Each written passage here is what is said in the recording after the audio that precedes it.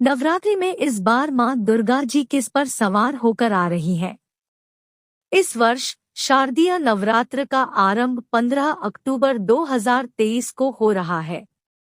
आदिशक्ति की आराधना का यह पर्व प्रत्येक अश्विन मास की शुक्ल पक्ष की प्रतिपदा तिथि से शुरू होकर पूरे 9 दिनों तक चलता है।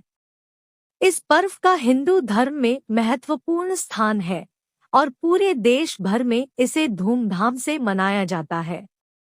हिंदू धर्म के शास्त्रों के अनुसार नवरात्रि में माता रानी के आगमन से लेकर माता के गमन तक की सवारी को प्रतिदिन के हिसाब से बताया जाता है, जिसको लेकर ज्योतिष आचार्य कई मान्यताओं को भी बताते हैं।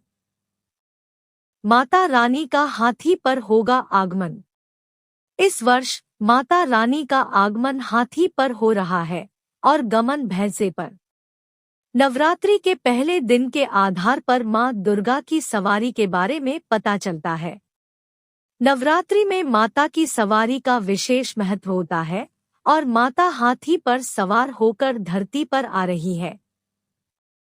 हाथी पर माता का आगमन इस बात की ओर संकेत कर रहा है कि इस वर्ष खूब अच्छी वर्षा होगी और खेती अच्छी होगी। धार्मिक मान्यता के अनुसार नवरात्रि में जब मां दुर्गा हाथी पर सवार होकर आती है तो यह बेहद शुभ माना जाता है। वहीं माता के गमन की बात करें तो इस वर्ष सोमवार के दिन माता की विदाई होगी। इसका मतलब है कि माता का गमन भैंसे पर होगा, जो अशुभ माना जाता है। भैंसे की सवारी पर माता रानी के जाने का संकेत देता है कि देश में शोक और रोग बढ़ेगा। नवरात्रि पर मां दुर्गा हाथी पर सवार होकर आ रही है। हाथी पर सवार होना बहुत शुभ माना जाता है। इसके अलावा नवरात्रि के 9 दिनों तक ज्योतिष शास्त्र द्वारा बताए गए कुछ उपाय करने से माता रानी जल्द प्रसन्न होती है। आज हम आपको लौंग के कुछ उपाय बताएंगे जिसको नवरात्रि में करने से कई तरह के सुख सौभाग्य की प्राप्ति होती है। तो चलिए जानते हैं आखिर क्या है वह उपाय। 15 अक्टूबर से शारदीय नवरात्रि का आरंभ हो रहा है। नवरात्रि में जातक माता रानी को प्रसन्न करने के लिए कई तरह के उपाय भी करते हैं। ऐसी स्थिति में अगर शारदीय नवरात्रि में लौंग के कुछ उपाय किया जाए तो न सिर्फ इससे माता प्रसन्न होगी बल्कि सुख समृद्धि के साथ साथ किस्मत भी चमक सकती है। तो चलिए आखिर क्या है वह उपाय जानते हैं। दरअसल ज्योतिष शास्त्र के मुताबिक लौंग मां दुर्गा को बेहद प्रिय माना जाता है।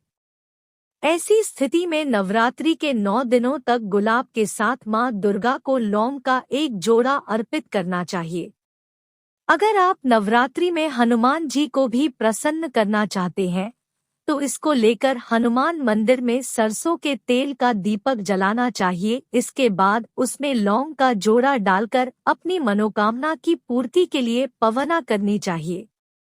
नवरात्रि के 9 दिनों तक ब्रह्मा मुहूर्त में स्नान ध्यान करने के बाद सुबह के समय लौंग और कपूर का धुआं पूरे घर में करना चाहिए। ऐसा अगर आप करते हैं तो घर से सारी नकारात्मकता खत्म हो जाती है। इतना ही नहीं, नवरात्रि के दौरान लौंग का जोड़ा प्रतिदिन शिवलिंग पर भी अर्पित करना चाहिए। ऐसा करने से राहु केतु जैसे ग्रहों के प्रभाव से मुक्ति भी मिलती है।